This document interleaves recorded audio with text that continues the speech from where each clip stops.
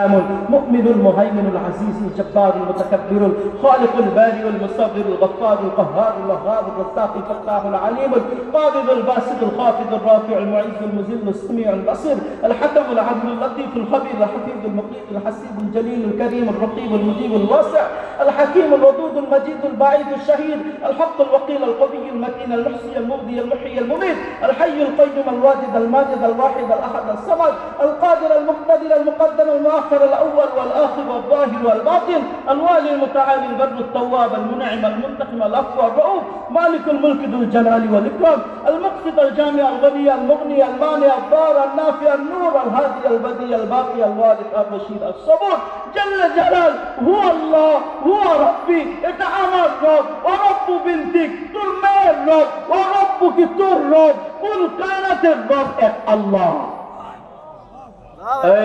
পরিচয় দিয়ে দিছে। ফেরাউন বলতেছে মাস্তা পরিণাম কিন্তু ভয়াবহ হবে, পরিণাম জানো তো? মাস্তা বলতেছে ফাকদিমান তাকাত, যেমন ইচ্ছা তেমন তুমি বিচার করতে পারো, ক্ষমতা তোমার হাতে, তুমি জেলে নিবা না আয়না ঘরে নিবা ওটা দেখার বিষয় না, কোনো পরোয়া করি না, তোমার ক্ষমতা তুমি যেমন ইচ্ছা তেমন বিচার করতে পারো, ভয়াবহ হবে। হাদিসে আসছে মাস্টার তিনটা সন্তান, দুইটা একটু বড়, একটা কলিজায় রাখলো, একটা দুধ পান করতেছিল। ফেরাউন বলতেছে আগুন জ্বালাও, দেখ নিয়ে আসো, তেল ভালো, তেল ঢালো, আর তেল বলদ যখন হইতেছিল, তেল যখন টকবক করতেছিল, কলিজার টুকরা সন্তানকে যখন পকেট থেকে ছিঁড়ে আনিছে, যখন উত্তপ্ত তেলের মধ্যে ঢালতে দেরি কলিজার টুকরা সন্তানের হাড্ডি মাংস আলাদা হইতে দেরি হয় নাই।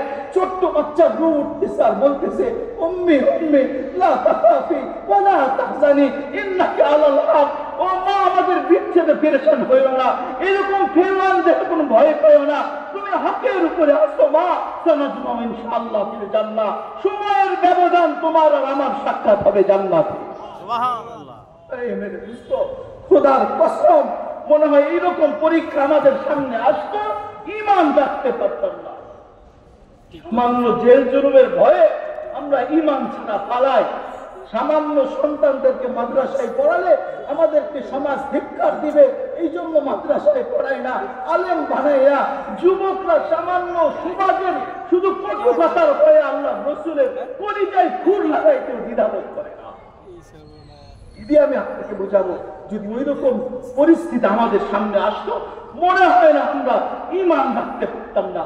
একটা দুইটা তিনটা যখন চলে যেতেছে, মাস্তা আকাশের দিকে তাকায় চোখের পানি ঝরাইতেছে। ফেরাউন মনে করতেছে সন্তান যখন চাইতেছে, মনে হয় দিল নরম হয়েছে, মনে হয় আমার উপরে ঈমান আনবে। মাস্তা আমার উপরে ঈমান আনবা? ওই পশ্চিম খাটেও না, তোমার উপরে ঈমান আনা যায় না। ওই কেন তো চোখের পানি ঝরাইতেছে কেন? ওই আমি মালিকের দিকে তাকাই আছি, আমি আল্লাহর দিকে তাকাই আছি। মালিক এরকম ফেরাউন, হাজারো ফেরাউন যদি অসন্তুষ্ট হয়ে যায়, হাজার ফেরাউন যদি অসন্তুষ্ট হয়ে যায়, কোনো পরোয়া করি না। ও মালিক এরকম চিন্তা না, হাজারো সন্তান যদি থাকে তোমার পরিচয়ের সামনে আমি কুরবানি দিয়ে দিতাম। ও মালিক যদি ফেরাউন নারাজ হয় কিছু যায় আসে না, মালিক তুমি আমার উপরে নারাজ হইও না। অত পরিচয় পরিচিতির জন্য নিজের জীবন বিসর্জন দিয়েছে, পরিচয় পরিচিতির জন্য। কিন্তু আমরা আল্লাহর সাথে পরিচয় হওয়ার জন্য সামান্য সময় ব্যয় করতে পারি না। সামান্য সময় 5 ওয়াক্ত নামাজ পড়তে আর কতটুকু সময় লাগে? কতটুকু সময় লাগে?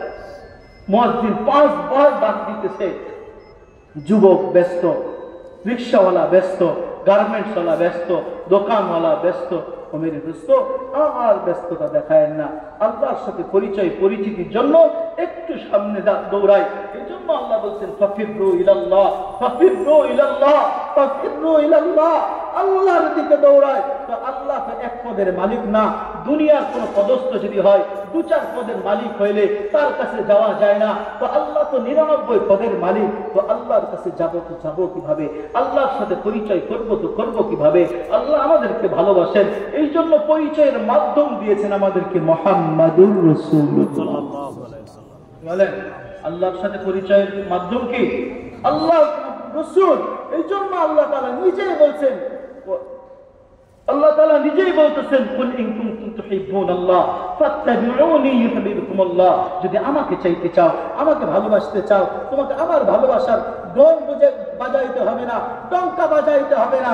তুমি আমার রাসূলের সুন্নতের অনুসরণ করো, আমার রাসূলের আদর্শকে বাস্তবায়ন করো, তো আমাকে তোমার ভালোবাসা লাগবে না, আমি মালিক তোমাকে ভালোবাসবো।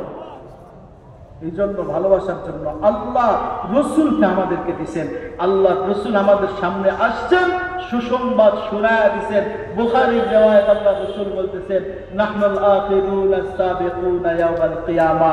প্রথম হাদিস বয়ান করেছিলাম আমি, নাহনুল আখিরুন আস-সাবিকুনা ইয়াওমাল কিয়ামা। আল্লাহ রসুল সুসংবাদ শোনায় দিছে। আল্লাহ রসুল তো আমাদেরকে প্রধান অতিথির চেয়ারে বসায় গেছে। বোঝেন চেয়ার, প্রধান অতিথি চেয়ার, প্রধান অতিথি কখন আসে? কি বলে? সবার শেষে আসে না? প্রধান অতিথি সবার শেষে আসে, সম্মানের দিকে সবার চাইতে ছোট, ঠিক না? সম্মানের দিকে সবার চাইতে বড়, সবচেয়ে বড় চেয়ারটা তার জন্য রাখা হয়। আল্লাহ রাসূল এই কথার উপরে সিল মোহর মারতেছে। আমরা আসছি তো সবার পরে, দুনিয়াতে আসছি সবার পরে। কিয়ামতের দিন যখন আল্লাহ সম্মান আর মর্যাদার মালা পরাবে, সমস্ত উম্মতের সামনে আমার উম্মতকে আল্লাহ মর্যাদার মালা পরায়। এই জন্য ওই রসুলের সুন্নতের অনুসরণ করা আমাদের প্রয়োজন। যুবক, নারী, বৃদ্ধ, বাচ্চা সবাই যদি রসুলের সুন্নতের অনুসরণে লাগা যায়, আরে যুবকের যে পাওয়ার আমাদের 24-এ দেখা দিছে। যুবক যদি দাঁড়ায় যায়, আরে যুবক যদি পাওয়ার নিয়ে মাঠে নামে, স্বৈরাচার যেমন বাংলাদেশ থেকে পালাইতে বাধ্য হয়, আর যদি যুবক যদি মাঠে নামে, রসুলের আদর্শ বাংলাদেশে বাস্তবায়ন হবে। যুবক পায়ে ধরি, পায়ে আর কত দূরে বা যাওয়ার কোনো সময় নাই। বাবার আগে যুবক চাইতে পারে। এই জন্য আজকে থেকে প্রতিজ্ঞা করি, এই মাহফিল থেকে প্রতিজ্ঞা করি, সবাই প্রতিজ্ঞা করি, আজকে থেকে রসুলের আদর্শ বাস্তবায়নের জন্য সবাই মাঠে নামবো। ওয়াদা করতে পারবো ইনশাআল্লাহ? সবাই একটু আল্লাহর কাছে হাত উঠায় দেখা দিই, মালিক আজকে থেকে তোমার রসুলের সুন্নতের বাহিরে কোনো কদম রাখবো না। দ্বিতীয় ওয়াদা আমি নেব, আমরা যারা যত দূর থেকেই লাউড স্পিকারের আওয়াজ শুনতেছি, সবাই একটু ওয়াদা করবো, মালিক আজকের পর আর কোনোদিন বিনা উজরে ফরজ নামাজ ছাড়বো না। পারবো না ইনশাআল্লাহ? আল্লাহ আলামিন আমাদের সবাইকে কথাগুলোর উপরে আমল করার তৌফিক দান করুন। আমিন।